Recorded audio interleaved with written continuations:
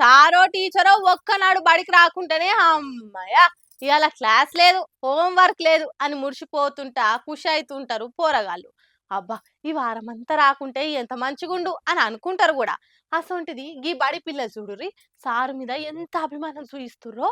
అబ్బబ్బబ్బబ్బా! ఏం అభిమానం, ఏం అభిమానం. అందరు పెద్ద పెద్ద సెలబ్రిటీలు సినిమాల మీద చూపిస్తే గీ బడి పోరలు అలా గురువు మీద చూపిస్తురు. ఆయన పోయే ముంగట మంచిగా చదువుకోరి పిల్లలు అని దీవెనార్తిచ్చుకుంటా చాక్లెట్లు వంచుతుంటే ఒక్కలు కూడా నిమ్మలంగా లేరు.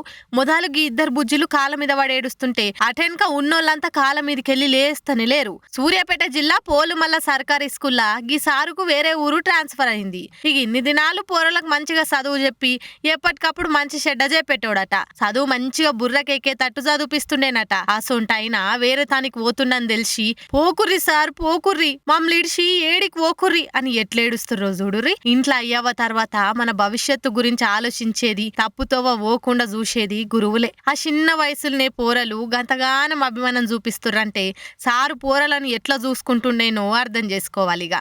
ఎన్నొద్దులున్నా ఏ టీచర్ అయినా ట్రాన్స్ఫర్ కాక తప్పది. టీచర్లకు మంచి మర్యాద ఇచ్చి చక్కగా చదువుకుంటే వాళ్ళకంటే సంతోషంగా ఎవ్వలుండరుల్లా. ఏమంటారు? హనుమంతుడు పందిరేస్తే ఊడుతుందో ఒకదాలిగి ఊసిపోయినాయట. చిన్న వానకే చిత్తడైతున్నాయి. గట్టి గాలి వస్తే బ్రిడ్జిలు కూలిపోతున్నాయి. ఒక్కటా రెండా బీజేపీ సర్కార్ ఘనతలు చెప్పేతందుకని సోషల్ మీడియాలో మస్తు ఎక్కిరిస్తుర్రు. ఢిల్లీ ఎయిర్పోర్ట్ సక్కదనం చూడుర్రి.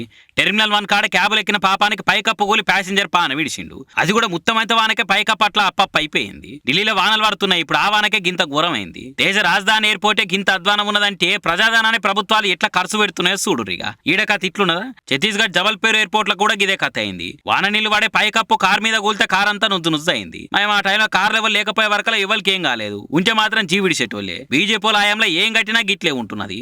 ఇక అయోధ్య సింగారం కూడా చూస్తూనే ఉన్నాం కదా. చిన్న వానకే గుడంతా వరద పాలైంది. డ్రైనేజీ సిస్టమే లేకుండా గుడి కట్టిరంటే ఎసొంటి ఇంజనీర్లు పనిచేసిర్రు ఏం కథ. అంత కరోనా టైంలో పరీక్ష రాయకుండా పాస్ అయిన బ్యాచ్లను పెట్టుకుర్రో ఎట్లనో మరి. అన్ని వందల కోట్లు ఏడ ఖర్చు పెట్టిరో ఏమో గానీ గింత అధ్వానంగా గుడి అయితే కడతారు అనుకోలేదని నెటిజన్లు ఆడిపోసుకుంటున్నారు.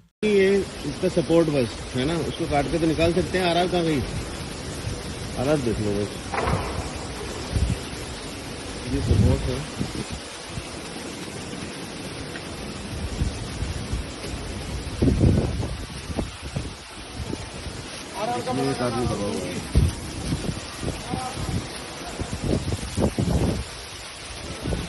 बड़ी सपोर्ट से बड़ी की हुई है।